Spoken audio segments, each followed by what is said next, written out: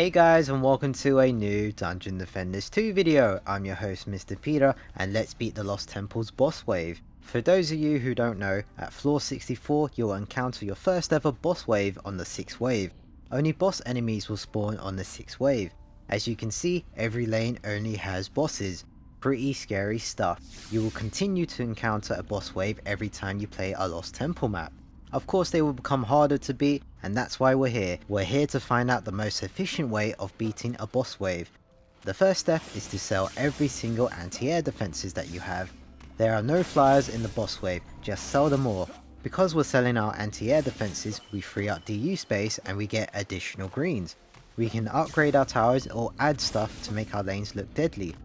This is the setup that I use. I run the meta build, which is the Reflect Beam, Proton Beam, Boost Aura, Flame Aura and LSA. Really strong stuff. I highly recommend running the build. I've made a building guide video for each defense. The links are in the description below, or check it out on my channel. For the boss wave, I run 2 LSAs instead of 1. Both LSAs are upgraded to tier 4, which is 3 stars, and lastly, I have a Geyser Trap at the front.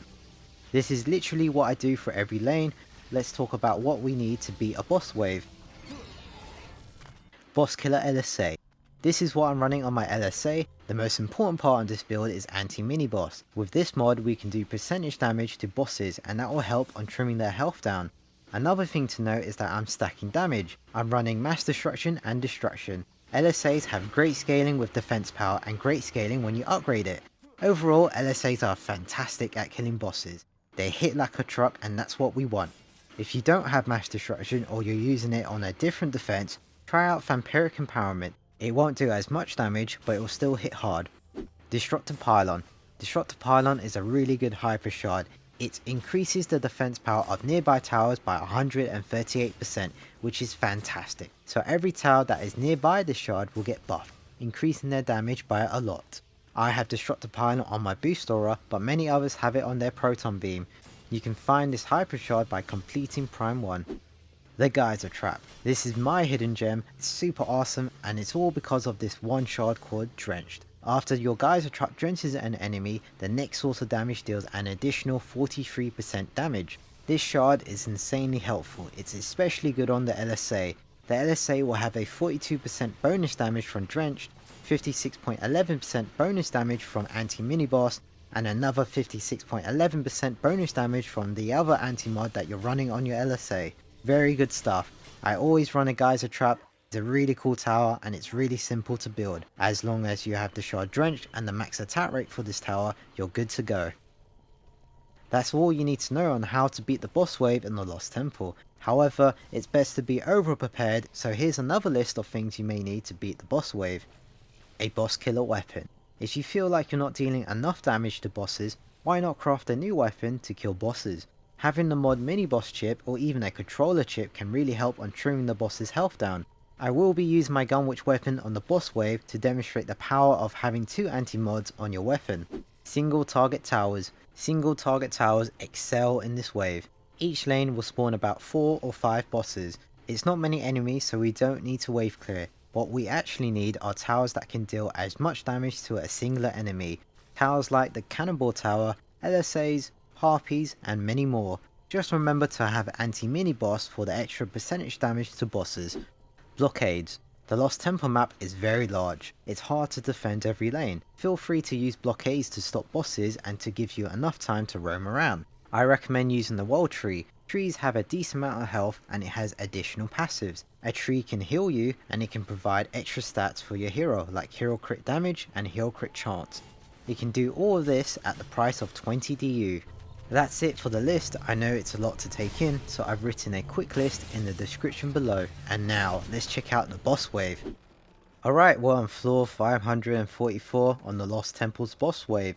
By the way, it's still the same map from earlier. Every lane has been set up and upgraded. I've got my boss killer gunwitch out. I'm ready, so let's start this up. I'm actually going to stay near the shield goblin lane. I find shield goblins slippery. The same with Yetis. Somehow both of them can squeeze past through my defense, so normally I keep an eye on them. It's great to know my setup still works on this floor. And look.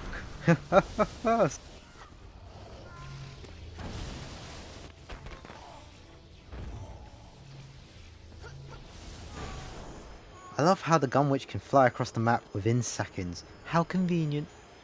Speak of the devil, look at this Yeti trying to make a breakthrough.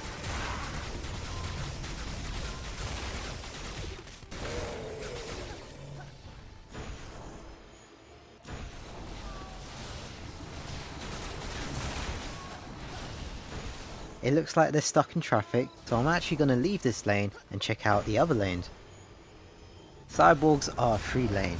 They're designed to stun a lane and walk forward. However, because we have a tenacity mod on our reflect beam, they will continuously smash it until it's stunned, which is never going to happen.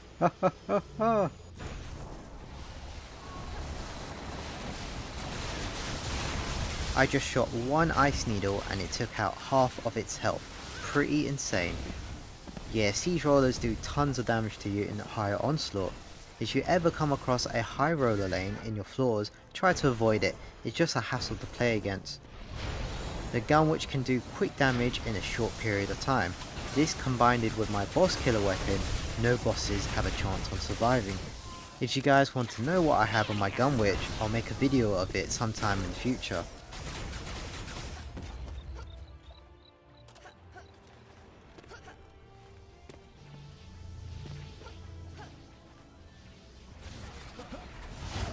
The Lost Temple is known to have enemies trapped at spawn. It happens regularly. It can be very annoying, but it can also be a blessing too. The best thing you can do is place some towers down and wait it out. They're not going anywhere, they will eventually die or despawn. That will be the boss wave in the Lost Temple. Besides the Yeti and Siege Roller lanes causing problems, majority of the lanes succeeded without my help. Remember, everything is in Chaos 7 besides the Reflect Beam, of course. It just comes to show you guys with the right shards, mods and strategy, you can get very far in Onslaught. You've got the list, you know my setup, you've seen how the boss wave functions, now it's up to you guys to beat it. Good luck, I believe that you can do it. If you did enjoy this video, hit that like button and subscribe for more DD2 content. I'll see you guys next time, take care.